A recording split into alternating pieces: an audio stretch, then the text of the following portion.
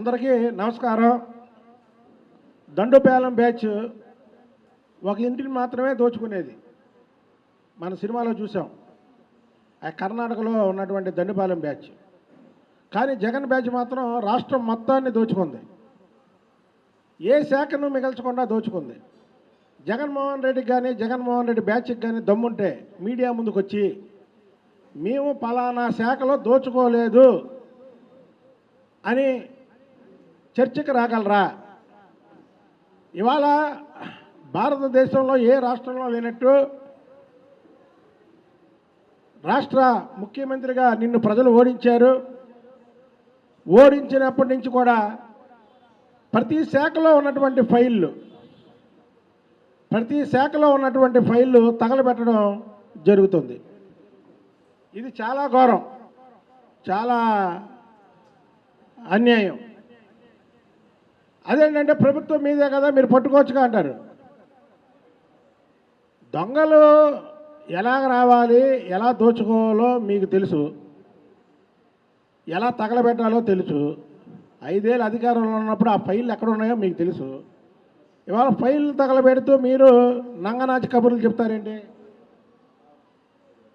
ఒక్క శాఖని కాదు, అన్ని శాఖల్లో కూడా అవినీతి జరిగింది. 2019 సంవత్సరానికి ఫైబర్ నెట్ సంస్థ జీతాలు 7 కోట్లు అయితే వాటిని 48 కోట్లుగా పెంచారు. ఆ శాఖ ఎండీగా ఉన్నటువంటి మధుసూదన్ రెడ్డి స్వయాన్న అన్నకి సంవత్సరానికి 12 కోట్లు అప్పలంగా అప్పచెప్పాడు. ఎవరు అప్పసొమ్మని అలాగ అప్పచెప్తాడు? మధుసూదన్ రెడ్డి. అలాగా చెప్పుకుంటూ పోతే టీటీడీ ఫైల్ తగలబెట్టారు, అలాగే ఇరిగేషన్ ఫైల్ తగలబెట్టారు, అలాగే ఇప్పుడు ఉన్నటువంటి ఏదైతే రవాణా శాఖలో ఫైల్ తగలబెట్టారు, అలాగే వ్యవసాయ శాఖ ఫైళ్ళు, అనేక ఫైళ్ళు తగలబెడుతున్నారు. ఇది చూస్తూ ఉంటే రోజు తగలబెట్టుకుంటూ పోతూ దమ్ముంటే పట్టుకోండి. ఏది హైదరాబాద్లో మనం నిక్కర బ్యాచ్, బనీళ్ళ బ్యాచ్ అని వాళ్ళు ఒక సవాల్ ఇసురుతారు. మేము దొంగతనాలు చేస్తుంటాం, దమ్ముంటే పట్టుకోండి అని.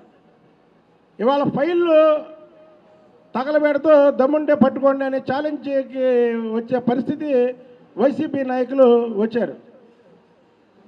నిన్న అంటాడు కోడిగుడ్లకి ఈకలు లెక్కబెట్టే మంత్రి, మా హయాంలోనే మేము పెట్టుబడులు తీసుకొచ్చాం, ఇప్పుడు ఈ ఓపెనింగ్ జరుగుతున్నాయి అంటాడు. ఒకవేళ అదే నిజమైతే మీ హయాంలో పరిశ్రమలు పెట్టడానికి జగన్మోహన్ రెడ్డిని చూసి భయపడ్డారు కాబట్టికే ప్రతి ఒక్కరు ఇవాళ చంద్రబాబు నాయుడు గారి హయాంలో పెట్టుబడులు పెట్టడానికి వస్తున్నారు.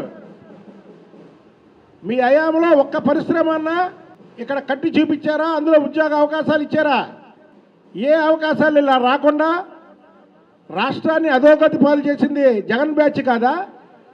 అసలు ఈ జగన్ బ్యాచ్ గురించి చెప్పాలంటే మనం మొన్నే చూసాం. జోగి రమేష్ కొడుకు అగ్రిగోల్డ్ ఆస్తులు అటాచ్మెంట్లో ఉన్నాయి, దొంగ సర్వే నెంబర్లతో రిజిస్ట్రేషన్ చేసి అమ్ముకున్నటువంటి వైనం.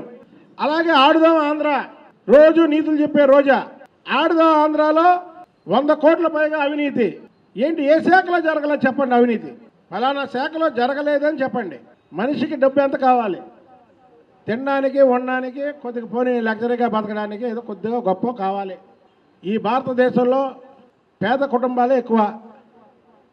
అందులో అన్నపూర్ణ లాంటి ఆంధ్రప్రదేశ్లో ఈ జగన్మోహన్ రెడ్డి వచ్చాక అందరూ పేదవారైపోయారు. అయినా సరే వీళ్ళకి ఆశ చాలదు. వైసీపీ పాలనలో జరగని అక్రమం, అరాచకం అనేది ఎక్కడైనా చూపించగలరా? ఇటు అమరావతి రైతుల కష్టాన్ని కానీ, అటు పోలవరం రావాల్సినటువంటి పరిహారాన్ని కానీ వైసీపీ నేతలు దోచుకున్నారు. అమరావతిని ఒక పక్క పాడు చేశారు. అలాగే పోలవరానికి రావాల్సినటువంటి గిరిజనులు ఏదైతే ముప్పు ప్రాంతాలు వాటికి రావాల్సినటువంటి నష్టపరిహారాన్ని కూడా దోచుకున్నటువంటి జగన్ బ్యాచ్. ఎందుకంటే మేమేం బూతులు తిట్టట్లే, బూతులు తిట్టిన వాళ్ళందరూ ఏమైపోయారో మనం రాష్ట్రంలో చూసాం. కాబట్టి బూతులు తిట్టకుండానే జగన్ బ్యాచ్ అని చెప్తున్నాం మేము. దండుపాలెం బ్యాచ్, పోటేగా జగన్ బ్యాచ్.